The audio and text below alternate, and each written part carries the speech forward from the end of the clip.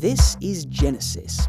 It's the first mass-produced proper M car. Yes, there were others with M badges before, but the E30 M3 is where it all really started. The affordable road missile, the race car for the common man. It's very pretty in a boxy way, and unfortunately worth a chuffing fortune nowadays, so the common man can't get away with one on the regular. However, BMW makes more M cars now than ever before.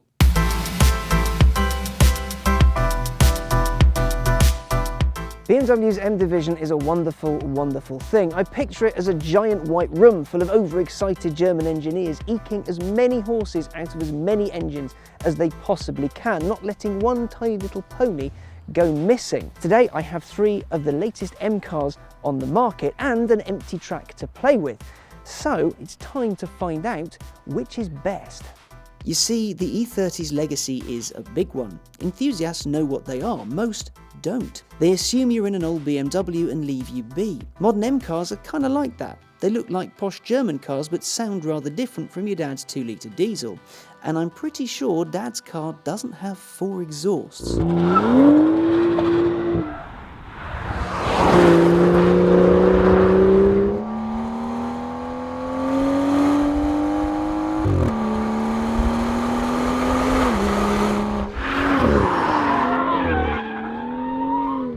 They're subtly unsubtle, they're noisy and aggressive, yet still restrained when you want them to be. And this is the first of today's pick, the M2. Now, the inside is a little less angry than the outside, but out there's vents and angles and vengeance and everything all over the place. And this is actually quite a small car, it's scarcely bigger than the E30. Its turbocharged 3-litre straight 6 produces 365 horses and 343 pound-foot. If you get the stick, 0 to 60 happens in 4.5 seconds, 4.3 for the dual-clutch auto. Top speed is 155 miles an hour or 168 if you tick the right box on the options sheet. The M235i is a real peach in the 2 Series lineup. It feels really good, it's been given a little bit of an M going over, so it's fun, it's playful, it's quick-ish, whereas the M2, that's a whole different ball game.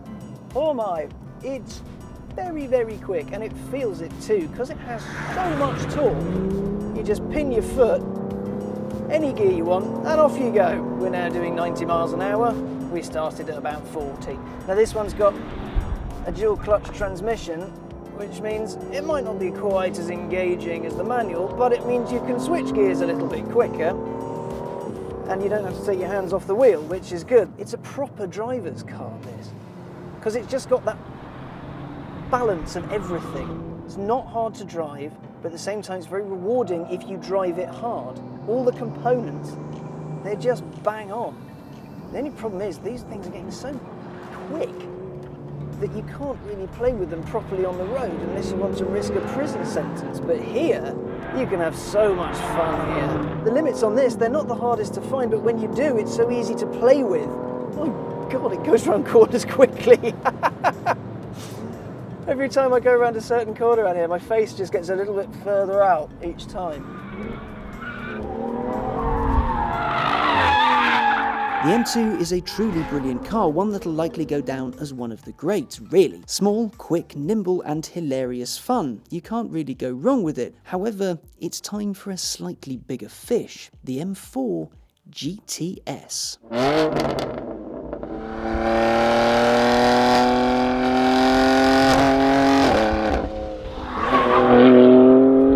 Slightly bigger was perhaps a foolish thing to say. What I meant to say was a lot bigger. Now, the M4 GTS is more the extreme end of the M division's remit. And I mean, look at it. It's mental. It is absolutely insane. If it were a person, it would have to live in some kind of padded box. Boasting 493 brake horsepower and 442 pound-foot from its 3-litre turbocharged straight 6, the M4 GTS comes with less weight than a standard M4 and a water injection system that cools intake temperatures and allows for more boost, hence the 911 GT3 RS troubling power figure. It's lighter than the standard car, has no rear seat, has a roll cage, orange wheels, a titanium exhaust, and a wing so large it could be considered actually quite rude.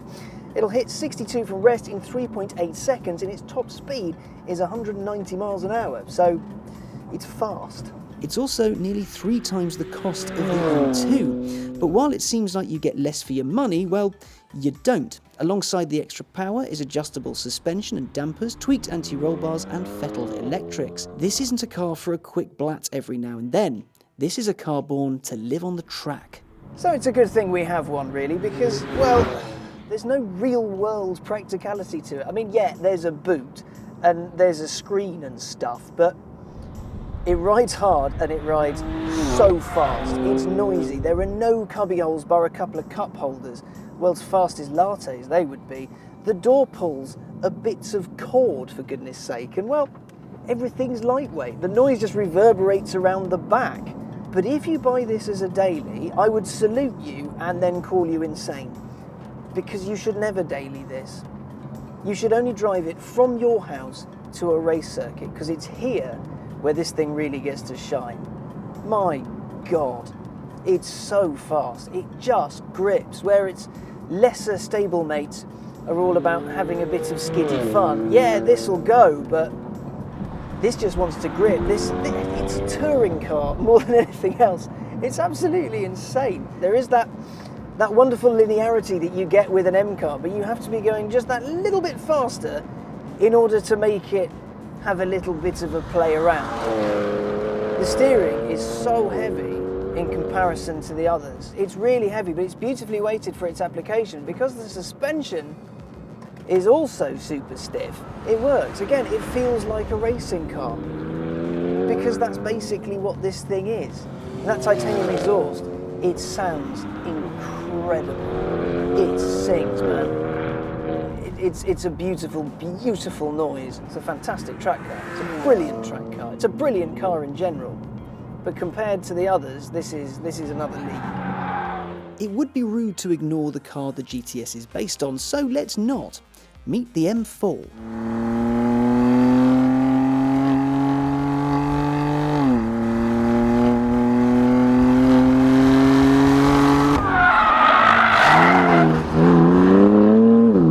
The standard M4 hasn't been around all that long, but seems to be going down okay. Promises to be a little bit lively thanks to its 425 horses and 406 pound-foot. That's a bit of a step up from the M2 as well.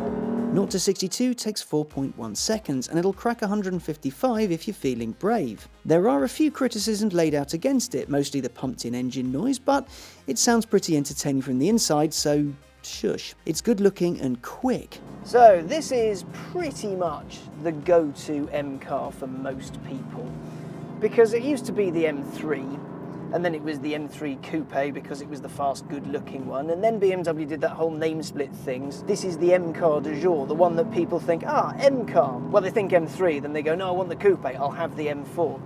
Now down to the nitty-gritty, the speed. 4.1 to 62 is not slow at all, and it feels mighty quick, this thing, it really does. The torque on offer, 406 pound-foot. It's such a leap over the old V8 car. I know a lot of people prefer it because of its freer revving nature and what have you, but oh boy, so much torque here, so much torque on offer. The steering in Sport Plus, because, well, we're on a circuit and it's dry, them's the rules. Decently heavy, decently weighted.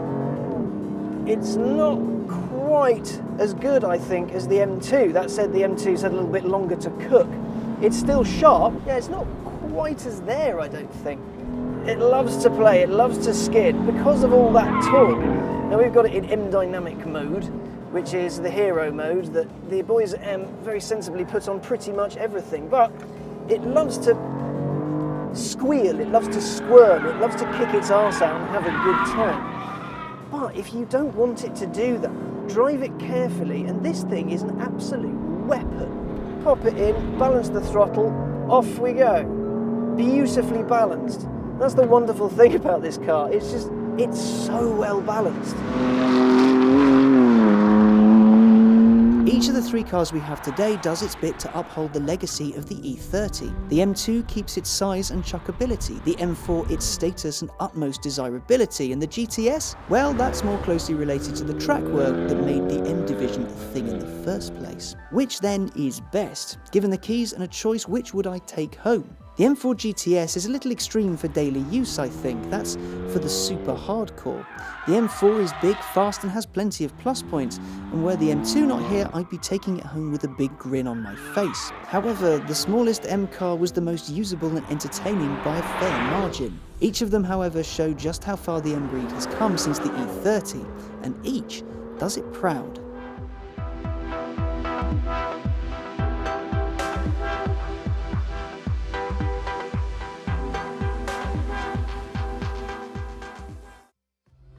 So send me a message, a lifeline back to you, to show